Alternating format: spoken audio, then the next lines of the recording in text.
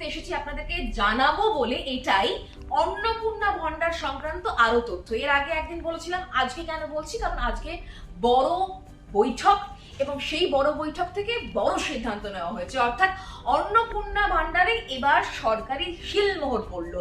দ্বিতীয় ক্যাবিনেটের বৈঠক এবং সেই বৈঠক থেকেই সিদ্ধান্ত নেওয়া হয়েছে, মানে 1 জুন থেকেই 3000 টাকা করে মহিলারা তারা ব্যাংকের অ্যাকাউন্টে পেয়ে যাবেন।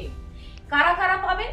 যারা অলরেডি লক্ষ্মীর ভান্ডার পেতেন তাদেরটা একেবারে অ্যাকাউন্টে ট্রান্সফার হয়ে যাবে, মানে তারা এবার অন্নপূর্ণা ভান্ডার পাবেন জুন মাসের শুরু থেকেই।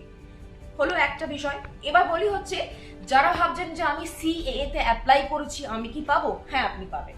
যারা ভাবছেন যে আমার নাম তো আমি ট্রাইব্যুনালে তুলেছি, আমি এখানে অ্যাপিল করেছি, আমি কি পাবো? হ্যাঁ, আপনি পাবেন। যারা বলছেন যে আমি তো লক্ষ্মীর ভান্ডার আমি কখনো পাইনি, আমি কখনো অ্যাপ্রোচ করিনি, আপনি চাইলে পরে আপনি কিন্তু অবশ্যই অ্যাপ্লাই করতে পারেন। আপনাকে কি করতে হবে? সরকারের তরফ থেকে একটি পোর্টাল খোলা হবে, যেটা এখনো পর্যন্ত খোলা হয়নি। সেই পোর্টালটা খোলা হবে এবং সেই পোর্টালে অনলাইনে আপনি খুব সহজেই আবেদন করবেন। এবং এই সমস্ত কথাগুলো আজকে কে বলেছেন?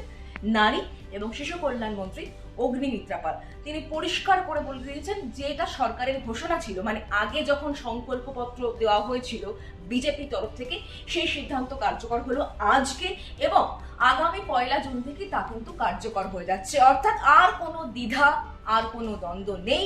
যারা লক্ষ্মীর ভান্ডার পেতেন তারা তো অবশ্যই পাবেন, তাদের কোনো ঝুট ঝামেলা করতে হচ্ছে না। যারা সিএএ তে অ্যাপ্লাই করেছেন তারা পাবেন, যারা ট্রাইব্যুনালে অ্যাপিল করেছেন তারা পাবেন, এবং যারা নতুন, যারা এর আগে লক্ষ্মীর ভান্ডার পাননি তারাও পাবেন। কিভাবে অ্যাপ্লাই করতে হবে? পোর্টালে অনলাইনে অ্যাপ্লাই করতে হবে। আর এই ধরনের আরো অনেক খবরের জন্য অবশ্যই নজর রাখতে হবে জি 24 ঘন্টা ডিজিটালে।